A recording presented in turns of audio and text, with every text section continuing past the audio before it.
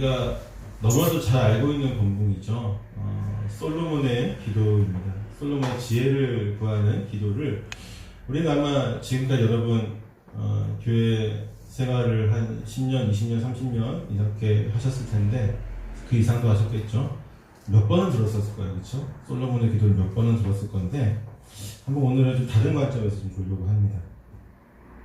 지혜라고 하는 것보다는 이 기도에 대해서 좀 관점을 좀 맞춰보려고 하는데, 여러분 잘 알고 있듯이 솔로몬의 기도는요, 지혜를 구하는 기도이면서 한국 사회에서, 한국 좀 기독교 사회에서, 교회 사회에서는 가장 성공적인 간구 기도의 모범 답안 같이 여겨지는 본문이에요. 왜냐하면 솔로몬이 하나님께 지혜를 구한 것은 성공에 대한 최고의 한 수가 되었기 때문입니다. 그렇죠? 다시 지혜를 구하려고 사람들이 이것을 모방하지 않아요. 지혜를 구하였으니까 뭐가 온다? 네, 명예와 돈이 오는구나, 재물이 오는구나, 아싸 하면서 사람들이 야, 솔로몬처럼 기도하면 내가 부자가 되어질 수 있고 높아질 수 있겠구나 하는 환상에 사로잡히게 되는 거죠. 사람들은 솔로몬의 기도를 보고 그와 같이 겸손하게 구하면 하나님께서 차마 내가 입으로 고백하지 못했던 부와 명예도 함께 주실 것이라고 기대하는 마음도 가지게 되는 것입니다. 그런데 모두가 솔로몬과 같은 축복을 받을까요, 여러분? 아니겠죠. 본문을 보면 먼저 하나님께서 솔로몬의 1000번제를 받으시고 그에게 무엇이든지 구하라고 하십니다. 여기서 잠깐 좀 살펴볼 게 뭐냐면, 많은 성도들이 1000번제를 드리면 하나님께 복을 받는다고 하는 매우 비성경적인 개념을 가지고 있어요. 또한 많은 교회에서 중요한 기도 제목이 있을 때 1000번제를 드리면 1000번제를 드리면서 1000일 동안 기도해야 한다라고 말을 하고 있죠. 그러니까 1000번을 드리는데 한 번 봉투에다가 드리면서 한 번 기도하면서 1000번을 기도하는 1000번제를 강요를 합니다. 정말 이것이 성경적일까요, 여러분?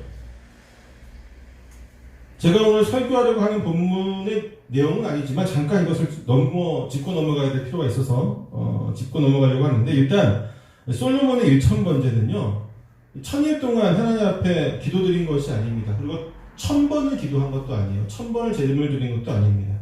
본문의 번역이 바르게 이해하는데 조금 혼란이 되어진다면요, 본문의 병행 구절이죠. 역대하 1장을 보면요, 1장 6절에 이렇게 나와 있어요. 아까도 우리가 읽었지만 역대하 1장 6절에 보면 여호와 앞 곧 회막 앞에 있는 놋 제단에 솔로몬이 이르러 그 위에 뭐라고요? 1000마리 희생으로 번제를 드렸더라. 1000마리 희생. 그러니까 그러면서 오늘 본문의 3절에 뭐라고 나와요? 3절에 보면 산당에서 제사를 분향하였죠, 그렇죠? 그리고 4절에 보면은 산당이 큼이라 그 제단에 1000번제를 드렸더니 커서 1000마리가 올라갔다는 얘기예요. 굳이 영어 성경을 안 보고 헬라어 성경을, 히브리어 성경을 안 봐도 충분히 이렇게 알 수 있는 내용입니다. 근데 이거를 굉장히 왜곡해서 1000번제를 드려야지 축복을 받는다라고 하는 설교라든지, 또는 1000번에 나눠서 매번 헌금을 1000번에 나눠서 한 번 1000번의 기도를 드리면 그 기도가 이루어진다라고 하는 것은 매우 비기독교적인 말씀인 거죠. 오히려 이러한 것은요, 지성이면 감천이다라고 하는 무속 신앙이나 또는 여타 종교의 공로주의 신앙에 더 가깝습니다. 기독교 전통 신앙은 아니라고 하는 것이죠. 제가 이곳에서 설교한 지 거의 3년이 넘었는데, 이제 3년이 됐는데 계속해서 강조하는 건 기독교 신앙은 공로 신앙이 아니에요. 내가 이만큼 공로를 쌓아서 내가 천국에 가는 그런 신앙이 아니에요. 기독교 신앙은 뭐예요? 은혜의 신앙이에요. 은혜로 천국 가는 거고 은혜로 구원받는 거지, 내가 하나님 앞에 이만큼 했으니까 나는 이렇게 되는 것이 절대 아니라고. 근데 이 1000번제는 공로주의를 얘기하고 있어요. 아무튼 오늘 본문의 중요한 내용이 아니니까 더 자세하게는 안 하고요. 아무튼 하나님이 그에게 먼저 오신 것은요, 첫 번째로 솔로몬이 하나님께 1000번제를 드렸기 때문입니다. 물론 솔로몬이 고백하고 있듯이 다윗이 하나님 앞에서 정직하게 행하고 하나님이 그에게 은혜를 주셨기 때문에 다윗의 아들인 솔로몬의 제사를 하나님께서 기쁘게 받으신 것이죠. 그리고 우리가 알고 있듯이 솔로몬은 하나님께 지혜를 달라고 기도하였고 하나님은 이를 어떻게 생각합니까? 기쁘게 생각하십니다. 기뻐하시면서 솔로몬에게 부와 명예를 그가 구하지 않은 것도 더 주신다고 말씀하시죠. 하나님은 단순히 솔로몬이 겸손하게 지혜를 구했기 때문에 그에게 부와 명예를 함께 주셨던 것이 아닙니다. 제가 누누이 말씀드렸던 것처럼 성경의 말씀을 마치 프로그램이나 공식처럼 이렇게 하면 이렇게 된다는 식으로 이해하게 되면요, 우리는 잘못된 신앙을 가지게 된다고 얘기했죠. 하나님은 컴퓨터도 아니실 뿐더러 어떤 형식이나 공식에 매여 계신 분도 아니십니다. 그러니까 우리가 항상 얘기하는 거예요. 솔로몬이 이렇게 했으니까 여러분도 이렇게 하면 복 받습니다. 이렇게 하면 다 잘못된 거예요, 여러분. 저도 그렇게 설교하지 않죠. 오늘 우리는 하나님을 기쁘게 하고 놀라운 축복을 받았던 솔로몬의 기도를 통해서 우리의 기도 역시 하나님을 기뻐하시고 우리의 복을 역시 복을 받게 되는 그런 기도가 되기를 소망합니다. 솔로몬을 본받아서 똑같이 하는 것이 아니라 그의 기도 내용을 보면서 우리가 이런 식의 기도를 해야 되겠구나라는 것을 좀 배웠으면 좋겠다는 거죠. 먼저 좀 보면요, 솔로몬이 1,000번제를 드렸던 기브온에서 그날 밤에 하나님은 솔로몬의 꿈에 나타나십니다. 그리고 솔로몬에게 이렇게 말씀하시죠. 내가 내게 무엇을 주고 너는 구하라. 여러분, 이 말씀을 들을 때 놀랍다는 생각을 해보셨습니까? 굉장히 놀라운 말씀이에요. 저는 이 말씀을 읽다가 깜짝 놀랐어요. 왜냐하면 제가 알기로는 성경에 하나님께서 누구에게 내가 줄 복을 네가 선택해라고 얘기해 준 적이 없어요. 거의 아브라함도 마찬가지고 하나님은 항상 거의 일방적으로 내가 너에게 이런 복을 줄게, 언약을 맺으실 때도 마찬가지고 내가 나를 믿으면 내가 너에게 이런 복을 줄게, 이런 복을 줄게, 너를 저 밤하늘 별처럼 많은 백성이 되게 하겠다, 일방적으로 하나님께서 복의 내용을 주시고 축복의 내용을 어떤 구할 것에 대해서 자세하게 말씀해 주신 적은 있지만 무엇을 원하니? 원하는 대로 줄게라고 말씀해 주신 적이 없어요. 놀랍죠. 근데 솔로몬에게는 하나님이 자, 솔로몬아, 네가 왕이 되었으니 내가 너에게 이것을 줄게라고 말씀하시지 않으세요. 무엇을 줄지 너가 한번 말해봐. 내가 그러면 너에게 그것을 주겠다라고 하는 정말 놀라운 말씀을 주시는 거죠. 위대한 선지자나 의인들이 하나님을 만나지만, 그리고 만날 때마다 주님께 이런저런 간구를 하지만 하나님이 그때마다 일방적으로 언약을 맺으시거나 축복을 주셨지 어떤 그 인간에게도 복을 선택할 권을 준 적이 없다는 것을 우리가 생각한다면 정말 하나님이 솔로몬에게 귀한 은혜를 주셨구나, 그를 정말 사랑하시는구나, 하나님의 사랑을 정말 많이 받은 왕이구나라고 하는 사실을 우리는 분명히 느낄 수가 있습니다. 솔로몬이 하나님께 겸손히 지혜를 구했기 때문에 사랑받은 것이 아니에요. 이미 지혜를 구하기 전이잖아요. 그렇죠? 전에도 이미 어마어마한 사랑을 받고 있는 솔로몬이었다고요. 하나님 앞에서 잘 보이는 것도 없었고 그는 어떻게 이런 사랑을 받을 수 있었을까요? 이미 그가 왕이 되어서 1,000번째 한 번 들었던 하나님이 이렇게 많이 사랑하셨을까요? 그것은 아니겠죠. 그것은 바로 그가 다윗의 아들이라는 이유 때문이었습니다. 6절에서 솔로몬이 고백하고 있듯이 그가 왕의 자리에 앉은 것은 오직 하나님이 주신 그 은혜 때문이다라고 얘기하고 있어요. 그리고 그 은혜는 무엇 때문이에요? 다윗이 하나님 앞에서 성실과 공의와 정직한 마음으로 행하였기 때문에 하나님께서 다윗에게 은혜를 주시고 그의 아들인 나에게까지도 은혜를 주셨다고 얘기를 하고 있어요. 결국 하나님의 사랑을 받았던 다윗이 있었기 때문에 그의 아들인 솔로몬이 은혜를 입고 하나님의 사랑을 받을 수 있었다는 것이죠. 솔로몬이 잘나서도 아니고 솔로몬이 대단한 거룩한 사람이어서도 아니고 솔로몬이 하나님께 1,000번째를 드렸기 때문도 아니에요. 그가 누구의 아들이었기 때문에? 다윗의 아들이었기 때문에. 그런데 다윗의 아들이 너무 사랑스러워요. 다윗이 사랑스러우니까 그의 아들이 사랑스러워요. 이해가 되세요, 여러분? 우리도 그렇잖아요. 내가 사랑하는 사람이 있으면 그의 자녀도 사랑스러워요. 그쵸? 내가 정말 아끼고 존중하는 사람이 있으면 그의 자녀들도 굉장히 사랑스러워요. 반대도 마찬가지죠. 내가 정말 싫어하는 사람이 있으면 그의 자녀도 괜히 미워요. 그쵸? 얘가 잘못한 건 없어요. 그쵸? 얘가 나한테 어떤 피해를 주거나 이 아이가 정말 어떻게 뭐 나쁜 짓을 하는 것도 아닌데 내가 싫어하고 미워하는 사람의 아들이라는 이유만으로 그냥 괜히 미워지는 거잖아요. 괜히 떡 하나 안 주고 싶고, 그렇죠?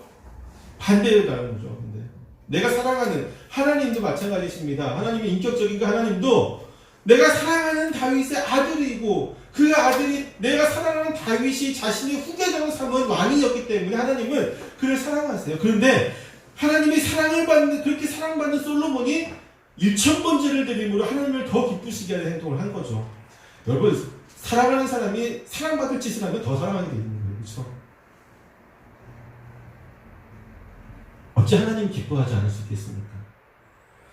사랑하는 성도 여러분, 여러분의 자녀는 하나님의 사랑을 받는 자녀임을 기억해야 합니다. 비록 여러분 눈에 안 차 보일 수도 있고요. 때로는 그 믿음이 이 아이가 정말 커서 하나님을 제대로 믿을까 하는 심히 걱정되는 마음이 될 수도 있겠지만요. 그 아이는 하나님의 사랑을 받는 아들이라는 거죠. 왜냐하면 하나님께서 분명히 약속을 하셨어요. 아브라함과 언약을 맺으실 때죠. 아직 아브라함과 언약을 맺으실 때 하나님께서 그 후손들을 언약 백성으로 축복해 주시겠다고 하는 분명한 말씀을 주세요. 아브라함에게 축복을 주시고 너를 내가 사랑하니까 너만 내가 축복을 줄게가 아니라 내가 너와 언약을 맺고 내 후손들은 다 나와 언약 백성이 된다라고 말씀하세요. 그리고 언약 백성에게는 내가 언약의 축복을 주시겠다는 말씀을 주시거든요. 우리의 자손은 누굴까요? 하나님과 언약으로 묶여있는 자손입니다. 믿음의 사람들은 믿음 안에서 그 자손들이 다 하나님께 언약을 맺고 있다는 것이죠. 이스라엘 모든 백성들이 하나님 앞에서 비록 하나님을 신실하게 믿는 자녀는 있고 신실하게 믿지 못한 자녀는 있었지만 그들이 다 하나님을 믿었던 백성이 될 수 있었던 것은 그들이 아브라함과 맺었던 하나님이 아브라함과 맺었던 언약으로 묶여 있었기 때문이고 하나님의 축복이 이스라엘에 내릴 때에 공평하게 다녔다는 것이죠. 우리의 자녀들은 그렇습니다. 단지 그 아이들이 좀 더 하나님 앞에 기뻐할 만한 솔로몬처럼 사랑받는 상황에서 사랑받을 행동을 더하면 더 사랑받을 수 있겠죠. 그것이 또 부모의 역할이기도 하죠. 그렇지만 너무 걱정하거나 실망할 필요는 없다는 것입니다. 그 아이들이 어디에 있든 어떤 모습이든 그 아이들은 다 하나님의 사랑받는 자녀들입니다. 단 성인이 된 이후에 좀 틀려요. 이건 좀 성인 되기 전에 믿음의 신앙 고백을 하기 전의 모습이고 성인이 된 이후에는 자기의 믿음대로 또 하나님께서 복을 주시는 부분이 있죠. 아무튼 솔로몬이 사랑받은 건 누구 때문이라고요? 다윗. 솔로몬이 다윗을 사랑하니까 솔로몬을 사랑해 주셨는데 솔로몬이 받은 복이 더 커요? 다윗이 받은 복이 더 커요? 솔로몬이 훨씬 더 크죠? 여러분의 자녀들, 여러분이 정말로 잘 믿고 하나님 앞에 다윗과 같이 산다면요, 여러분 자녀는 여러분보다 더 큰 복을 받게 되어 있다는 것입니다. 믿으십니까? 그렇다면 우리가 솔로몬의 간구를 한번 볼까요? 오늘 중심 내용이기도 하지만 솔로몬은요, 여러분 솔로몬의 간구를 보면서 어떤 것이 보이십니까? 지혜를 구한 그의 간구 내용입니까? 아니면 복과 명예를 받은 부분입니까? 대부분의 사람들이 여기에 집중을 많이 하죠. 근데 저는 우리가 가장 먼저 보아야 할 부분은 바로 그의 겸손함이라고 봐요. 6절을 한번 같이 읽어보겠습니다. 6절 시작. 솔로몬이 이르되 주의 종 내 아버지 다윗이 성실과 공의와 정직한 마음으로 주와 함께 주 앞에서 행함으로 주께서 그에게 큰 은혜를 베푸셨고 주께서 또 그를 위하여 이 큰 은혜를 항상 주사 오늘과 같이 그의 자리에 앉을 아들을 그에게 주셨나이다. 아멘. 솔로몬은요, 자신의 모든 것을 다 누구에게 돌리고 있어요? 하나님과 다윗, 아버지에게 돌리고 있어요.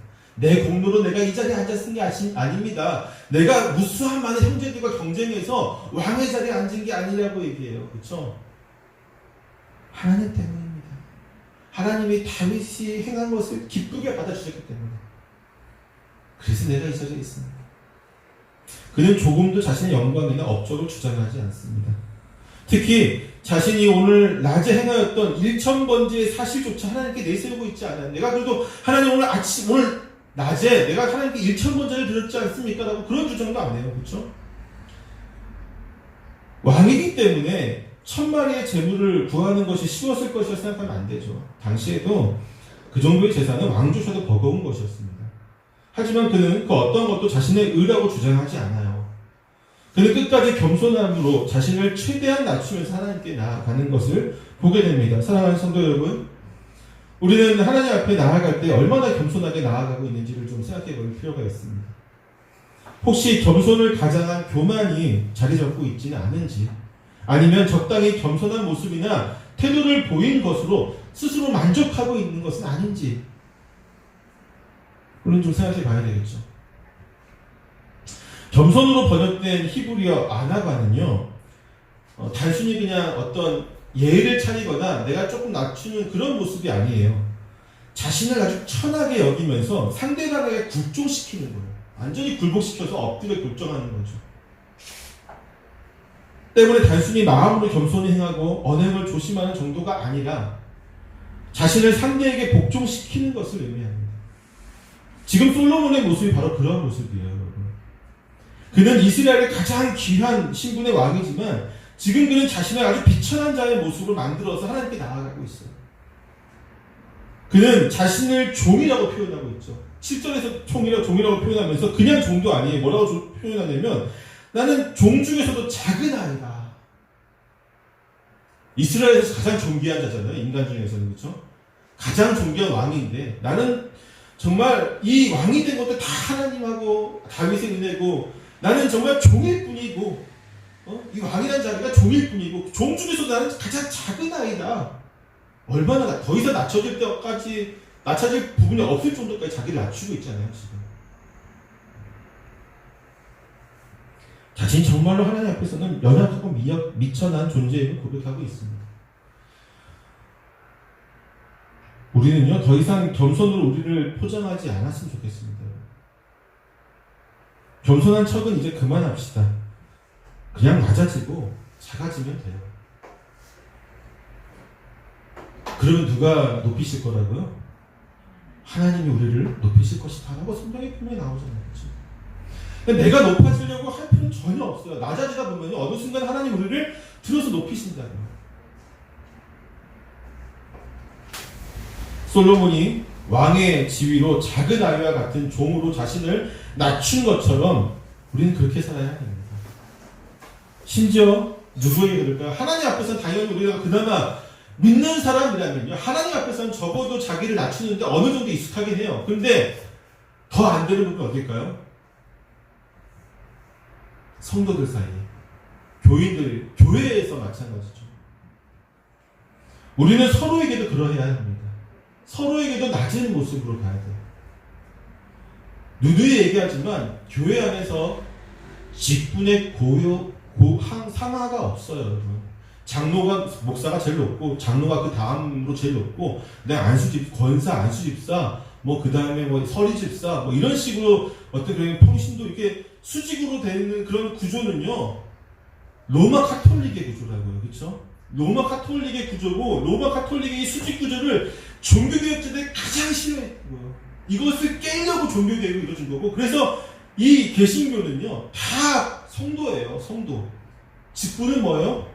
일하라고 준 거라고. 명예가 아니에요. 장로의 직분은 장로 일을 하라고 준 거고, 안수집사의 직분은 안수집사 일을 하라고 준 거예요. 그 일을 하지 않으면 어떻게 되는 거예요? 아니에요. 장로가 아니고 안수집사가 아니에요. 그래서 대부분의 개혁교회는요, 임기제를 하거든요. 3년, 2년, 1년 임기제를 하는데, 장로 3년하고 내려오면 그냥 성도예요. 장로님이라고도 안 불러요. 제가 아는 어떤 교회 목사님한테 거기도 이제 그 화란 개혁교회를 굉장히 추구하는데, 그럼 3년 후에, 거기는 3년 임기제거든요. 그럼 이 장로 3년 후에 나와서 성도들이 장로라고 안 부른다고 하면, 장로라고 부르면 큰일 난다고. 성도들이 서로 그냥 혼낸다고. 너 왜 실수 아니고. 그래서 그렇게 교육을 시키셨더라고요. 그래서 대단하다 했는데, 장로가 아닌 거죠. 안수집사 역할을 안 하면 안수집사가 아닌 거예요. 우린 다 똑같은 거예요. 근데 딱 하나 좀 특별한 건 있죠. 목사의 직분은 좀 특별한 게 있더라고요. 제가 목사에서 얘기하는 게 아니라 하나님의 교회를 위해서 세우신 직분이기 때문에 그렇다고 상하가 있는 건 아니죠. 목사는 가르치는 곳에 특별하게 하나님께서 부르심을. 왜냐하면 이걸 가르치기 위해서 한 10년 정도 공부를 해야 돼요. 제가 보니까. 그렇죠? 평신도 여러분이 일반 성도들이 가정에 또한 자기 사업을 하면서 10년 이상 이것을 공부할 수는 없잖아요. 그래서 목회자는 그런 의미에서 좀 특별하게 부르신 그런 부분이 있지만 그 외에는 그렇지 않다라고 하는 것이죠. 그래서 우리는 다른 형제 자매들보다 높아지려고 하는 이 못된 습성을 버려야만 합니다. 교회 안에서 나이 많고 적음이 높아지는 이것도 마찬가지예요. 나이 많고 적음이 내가 높고 낮음이 되는 것은 아닙니다, 여러분. 단지 나보다 오래 살고 나보다 먼저 믿음의 선배에 대해서 존경하는 마음을 먹고 존중을 해줄 수 있죠. 근데 그것이 높고 낮음으로 내가 다스리고 뭐 어떤 그 낮게 여기는 그런 마음을 가지는 것은 절대로 안 되는 것이죠. 솔로몬이 이런 겸손한 모습을 우리는 좀 배울 필요가 분명히 있습니다. 이 못된 습성을 어떻게 하면 버릴 수 있을까요, 여러분? 사실 우리 본성이 좀 그렇잖아요. 높아지고자 하는 본성이 있잖아요. 제가 하나님께 기도할 때 날마다 눈물 흘리는 포인트 중에 하나가 바로 그거예요. 명예를 좀 추구한 이 마음을 좀 버리게 해달라고 맨날 그 기도하는 부분 중에 하나인데 어떻게 하면 우리는 이 못된 습성을 버릴 수 있을까요? 안 되잖아요, 인간적으로. 그렇죠? 자꾸 그냥 어느 순간에 내가 입이 높아지려고 하고 어느 순간에 좀 말이 많아지고. 그렇죠? 이 솔로몬의 기도에 답이 있습니다. 솔로몬의 기도를 통해서 볼까요? 솔로몬의 간구 내용을 한번 보겠습니다. 9절 말씀인데요. 한번 읽어보겠습니다. 시작. 누가 주의 이 많은 백성을 재판할 수 있어볼까?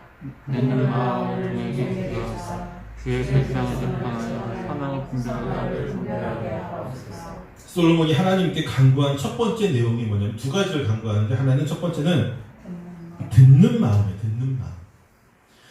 세상에서 왕의 자질을 묻는다고 한다면 여러 가지가 필요하다고 얘기를 하겠죠. 나라가 환란에 처해 있을 때는 어떤 카리스마와 용맹, 어떤 용기 등이 필요하다고 할 것이고 보통은 정치적인 식견이라든지 아니면 나라의 관리를 잘 다스릴 수 있는 어떤 용병술이라든지 또는 그런 여러 기타 등등의 자질이 요구할 것입니다. 또 성경에 보면요. 신명기 17장에 보면 왕의 자질에 대해서 네 가지로 얘기하는데 거기에는 첫 번째는 말을 많이 두지 않는 것이라고 얘기해요. 말은 여기서 뭐냐면 기마병을 얘기하는데 좀 군사력을 키우지 말아야 된다라고 얘기하고 있고요. 성경에서 두 번째로는 아내를 많이 두지 말아라고 얘기하고 있습니다. 세 번째는 자기를 위하여 은금을 많이 쌓아두지 않는 것이고 마지막으로 네 번째 왕의 자질은 평생 하나님의 말씀을 듣고 지키는 것에 있어요. 세상이 원하는 왕의 자질에도 또 성경에서 말하는 왕의 자질에도 이 듣는 마음에 관한 것은 없죠. 그런데 솔로몬은 금은 보아도 아니고 왕의 여러 자질의 능력을 구한 것도 아니고 이 듣는 마음을 하나님께 지금 구하고 있다는 것이죠. 그리고 하나님께서는 이 간구를 들으시고 매우 흡족해 하십니다. 하나님이 왜 솔로몬의 간구를 마음에 들어 하셨던 것일까요? 솔로몬의 간구를 보면 그 해답을 얻을 수 있는데 솔로몬은 하나님께 듣는 것에 대한 어떤 능력이나 행동에 관한 것을 구하지 않죠. 되게 보면요, 즉 많이 들을 수 있게 해달라거나 아니면 어떤 듣는 것을 통해서 내가 어떤 진실된 것을 구분하는 능력을 달게 해달라거나 어떤 그런 듣는 것 자체의 능력을 구하는 것이라 듣는 것과 무엇을 합하고 있어요 지금? 듣는 것 다음에 뭐가 나와요? 마음이 나오잖아요. 마음. 아니 내가 잘 듣게 해주세요, 많이 듣게 해주세요 이렇게 구하는 것이라 듣는 어떤 것? 마음을 구하고 있다고. 마음을. 듣는 것과 마음이 연결되면 어떤 것이 되냐면요, 제가 지난번에 얘기했던 경청이 되어지네요. 낮은 마음으로 듣는 것이죠. 마음은 상대방을 이해하는 능력이죠. 그러한 상태로 듣는 것은 그를 향한 마음을 다해서 듣는 겁니다. 즉 상대방을 이해하고 그의 관점에서 듣는 것, 그게 바로 듣는 마음인 거죠. 여러분, 마음이 없으면 듣기도 힘들어요. 기기적으로 들을 수는 있을 거예요. 그렇죠?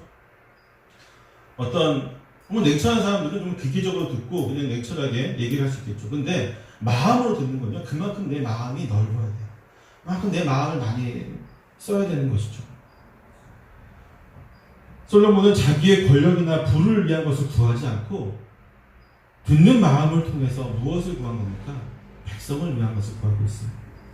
그는 그 중에서도 그들의 마음에서 그들의 말을 듣는 것이 가장 중요하다고 생각했던 것입니다. 무엇보다도 듣는 것은 누구나 할 수 있는 일입니다. 하지만 상대방을 이해하며 듣는 것은 결코 쉽지 않은 일이죠. 때문에 듣는 때는 가장 중요한 것은 마음이 필요하다는 것입니다. 마음을 다해서 듣기. 한 나라의 왕이 자신을 낮추어 듣기를 원하는데 우리 역시 그와 같은 것을 본받아야 되지 않을까요? 내가 높아지지 않으려고 하는 가장 첫 번째는요, 바로 이 듣는 마음이에요. 성경은 우리에게 계속해서 뭐라고 얘기하냐면요, 야고보서도 그렇고 또 여러 성경의 구조도 마찬가지인데 말을 조금 하고 듣기를 많이 하라고 계속 얘기를 합니다. 그런데 우리는 듣기는 조금 하고 말을 많이 하기를 원하죠. 이것은 하나님이 원하시는 우리의 모습이 아니라고 합니다. 왜냐하면 듣는 마음을 가진 사람은 주변을 화평하게 하는 사람이 되지만 말을 많이 하는 사람은 분쟁을 낳게 하는 사람이 되기 때문입니다. 하나님의 사람은 평화를 만드는 사람이지 결코 분쟁을 조장하는 사람이 되어서는 안 될 것이죠. 하나님은 그래서 이 기도를 기뻐하셨어요. 두 번째로 솔로몬은 분별하는 지혜를 구합니다. 그런데 우리는 이 분별하는 지혜가 앞서 구하였던 듣는 마음과 이어진다는 것을 먼저 생각을 해야 됩니다. 대부분 사람들이 지혜에만 초점을 맞추는데 그러면 안 된다고 하는 것이죠. 왜냐하면 듣는 마음이 없는 분별하는 지혜는요, 자칫 그 사람으로 하여금 교만에 빠지도록 만들 수 있다는 것이죠. 최고의 판단을 할 수 있는 능력이 있는 사람은 언제나 가장 알맞은 방법과 효율을 가진 것을 선택을 합니다. 그리고 그에 걸맞는 결과를 만들어내기도 하죠. 누가 보면 그 사람은 정말 훌륭한 사람이고 인정받을 만한 사람입니다. 하지만 그는 능력으로 인정을 받을지 모르지만 주변에 사람이 없게 돼요. 냉철한 판단은 사람들로 하여금 함께 할 수 없도록 만듭니다. 왜냐하면 그와 함께 하면 어쩌고 생각할까요? 그와 함께 하면 나도 판단받고 나도 존재받을 수 있다고 생각하기 때문이죠. 어떤 사람에게 모이냐면요, 일 잘하는 사람은 일 잘하는 대로 내비둬. 근데 사람들이 모이는 사람은 들어주는 사람이거든요. 내 마음을 이해해주는 사람, 공감해주는 사람.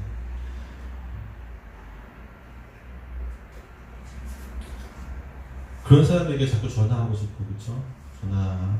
뭐 그런 사람은 또 그런 것도 마음에 또 위안을 얻을 수도 있겠지만, 아무튼 마치 요즘 사회적으로 많은 이슈를 만들어내고 있는 어떤 인공지능과 같은 그런 사람이 될 뿐입니다. 듣는 마음이 없는 분별하는 판단은 인공지능이랑 별 차이가 없는 거예요. 때문에 분별하는 지혜는 반드시 듣는 마음이 함께 있어야만 합니다. 하지만 반대 역시도 마찬가지예요, 여러분. 분별하는 지혜가 없는 듣는 마음은 어떨까요? 분별하는 지혜가 없는 듣는 마음은요, 그 듣는 마음을 가지고 있는 사람으로 하여금 독으로 작용할 수 있어요. 독이 되어집니다. 때로는 모든 것을 분별 없이 마음을 다해 듣는 중에 제일 먼저 첫 번째는 자신이 번아웃돼요. 내 마음이, 우리 요새는 이게 이제 어떤 제 마음의 노동이라고 하잖아요, 그렇죠? 이 마음이 다 사용해버리면 스스로가 번아웃돼버립니다. 두 번째의 경우는 어떤 경우는요, 상대의 마음이 너무 깊게 들어가서 그와 함께 동화되어 버리죠. 동화되는 것이 그렇게 나쁜 것까지는 아닌데 깊게, 너무 깊게 동화되어 버리면 이 사람이 잘못하고 있는 부분에 내가 동참하게 되는 경우가 많아요. 같이 범죄를 저지르게 되는 거죠. 심한 경우는요, 마땅히 지금 하고 있는 일이 하나님 앞에서 범죄임을 인식하면서도 상대를 위해서 함께 행하기도 한다는 것이죠. 예를 들어 이런 거예요. 믿음이 좋은 어떤 사람, 집사님, 어떤 장로님이 있어요.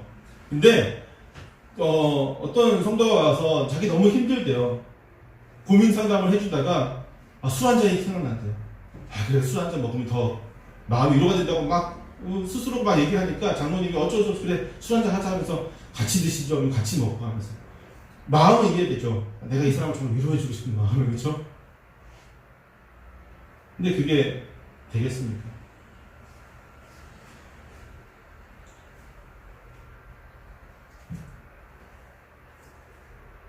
때문에 솔로몬은 백성들을 위하여 듣는 마음을 구하면서도요, 동시에 이 분별하는 지혜도 구하고 있는 것입니다. 대부분의 경우 솔로몬의 재판의 예화를 통해서 그의 지혜에 대한 것을 많이 부러워하고 갖고 싶다라고 생각을 하지만 사실 듣는 마음 역시 분별하는 지혜와 함께 매우 중요한 강구의 내용이 되어진다라고 하는 것이죠. 결국 분별하는 지혜는 재판이나 어떤 문제를 해결하기 위해 필요한 능력이 아니라요, 듣는 마음을 완전하게 해주는 능력인 것이죠. 결국 재판, 어떤 문제 해결 능력, 어떤 나라를 잘 다스리는 그런 지혜, 이거는 분별하는 지혜가 가지고 있는 부차적인 능력이에요. 솔로몬이 구했던 것은 내가 나라를 잘 다스리기 위해서, 재판을 잘하기 위해서, 뭐 그런 것도 있겠지만 중요한 것은 이 듣는 마음을 더 완벽하게 하기 위해서 이 분별하는 지혜를 달라고 했던 것이죠. 그리고 하나님께서는 이 솔로몬의 간구를 들으시고 매우 만족해 하십니다. 볼까요? 본문을 10절 말씀입니다. 시작. 솔로몬이 이것을 구하매 그 말씀이 주의 마음에 든지라. 주의 마음에 든지라. 이게 그냥 그래 마음에 들어 이 정도가 아니에요, 여러분. 흡족해 하셨다는 거예요. 솔로몬의 기도를 들으시고 하나님께서는 아주 마음이 흡족해 기뻐하셨다, 충만하셨다는 거예요. 왜 그럴까요, 여러분? 솔로몬이 자기를 위한 것을 구하지 않기 때문이죠. 여러분, 어떤 아이에게요, 정말 내가 사랑하는 어떤 지인을 만났고 그 지인의 자녀를 보면은 여러분 보통 용돈을 주잖아요, 그렇죠? 용돈을 주거나 아니면 내가 너에게 무엇을 줄까? 막 이렇게 물어보죠. 뭐 사줄까? 과자 사줄까? 장난감 사줄까? 막 물어보는데 그 아이가 만약에 아니요, 그거 말고요, 지금 저 아이와 내가 함께 뭐 나누고 싶은데 이것을 주세요 라고 하면 여러분 마음 어떨 것 같아요? 더 감동되죠. 저도 그래요. 근데 하나님께서 지금 솔로몬을 보시면서 마땅히 솔로몬이 구하는 게 권력이라도 주실 분이었거든요. 지금 어떤 강한 카리스마, 통치권, 뭐 그런 것을 구해도 주실 것인데, 장수를 구해도 주실 것인데, 지금 내가 이 많은 백성들, 내가 능력이 없어서 잘 못하는데 그들의 마음을 잘 헤아릴 수 있는 왕이 되고 싶어요라고 하니까 하나님께서는 너무나도 흡족해 하시는 거죠. 그리고 솔로몬이 구하지 않았던 부와 명예는 덤으로 그냥 주시는 것이죠. 하나님께서는 우리가 항상 구하는 것보다 더 주시는 분이세요. 믿으십니까?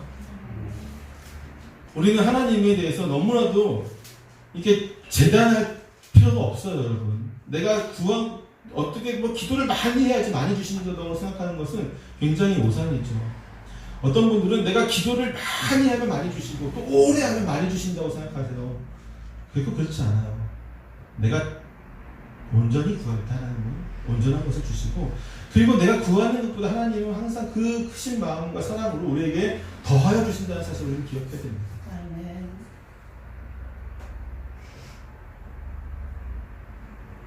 솔로몬은 부와 명예를 구하지 않았어요. 장수도 구하지 않았죠. 하나님이 그냥 주신 거예요. 여러분, 우리도 마찬가지예요. 예수님께서도 비슷한 예를 우리에게 주셨죠. 먼저 뭐를 구하라고요? 먼저 그 나라와 의를 구하라. 그리하면 이 모든 것을 너에게 더하여 주실 것이다. 예수님도 우리에게 분명히 말씀해 주셨습니다. 굳이 먹고 자고 입고 어때 높아지고 많이 갖는 것에 대해서 열불을 내면서 여러분 기도할 필요가 없어요. 내 자녀가 승진해서 내 자녀가 대통령이 되게 해서 그런 기도 굳이 할 필요 없어요. 하나님, 내 자녀가 믿음 안에서 하나님을 온전하게 섬기는 자녀가 되게 해달라고 기도하는 것이 훨씬 낫습니다. 먼저 그 나라와 의를 구해야 된다고요. 하나님, 내 삶이 하나님의 영광이 되기를 원합니다. 내가 만나는 모든 사람들 앞에서 하나님이 드러나기를 원합니다. 기도할 때에 우리가 구하지 않는 우리의 삶의 부분들에 대해서 하나님이 세심하게 살피신다고요. 그런 하나님이시라고요. 걱정할 필요도 없는 거예요. 사실 걱정할 필요도 없어요. 제 말씀을 마치겠습니다. 사랑하는 성도 여러분, 그리스도인의 기도는요, 나만을 위한 기도가 되어서는 절대로 안 됩니다. 그것은 다 누가 한 기도라고요? 몇 번에 걸쳐서 얘기했어요. 다 저쪽에서 하는 기도예요. 그렇죠? 무속신앙을 가진 사람들, 아니면 이런 사람들이 비나이다 아니면 어떤, 그렇죠, 욕망을 위한 기도를 하는 자들은 그렇습니다. 그리스도인들은 분리돼야 돼요. 그런 사람들 구별이 돼야 되죠. 우리 역시 똑같이, 단지 대상만, 그들은 미신에게 기도하고 우리는 하나님께 기도하면서 똑같은 내용을 기도하면 이게 뭡니까? 그렇죠? 아니라고요. 나를 위한 간구조차도, 심지어는 하나님 나에게 능력을 주세요라고 하는 그런 간구조차도 나를 위한 것이 아니라 내가 높아지고 잘나서 어떠한 것을 가지기 위한 것이라 그것을 통해서 많은 이들이 더 기뻐하고 행복할 수 있는 그런 간구가 됩니다. 목회자들이 하나님 앞에 말씀을 잘 가르치겠다고 기도를 많이 합니다. 왜 그럴까요? 내가 말씀을 잘 가르쳐서 세계적으로 유명한 목사가 되기 위해서 기도하는 것이 아니라 그 말씀을 통해서 성도들이 하나님 말씀을 조금이라도 더 기뻐하고 또 더 많은 것을 받아가게 하기 위해서 그렇게 기도하는 거잖아요. 우리의 기도도 우리가 항상 단순히 어떤 것이 필요하고 또 생각되어진다고 바로 기도하는 것이 아니라 모든 것을 통해서, 나를 통해서, 아니면 이 기도를 통해서 누가 더 행복할까, 모두가 더 기뻐하는 일이 무엇일까를 더 고민하고 생각하면서 그러한 기도를 하는 자가 진짜로 그리스도인입니다. 그리고 저는 저와 여러분이 그리스도인이 되기를 축원합니다. 기도하겠습니다.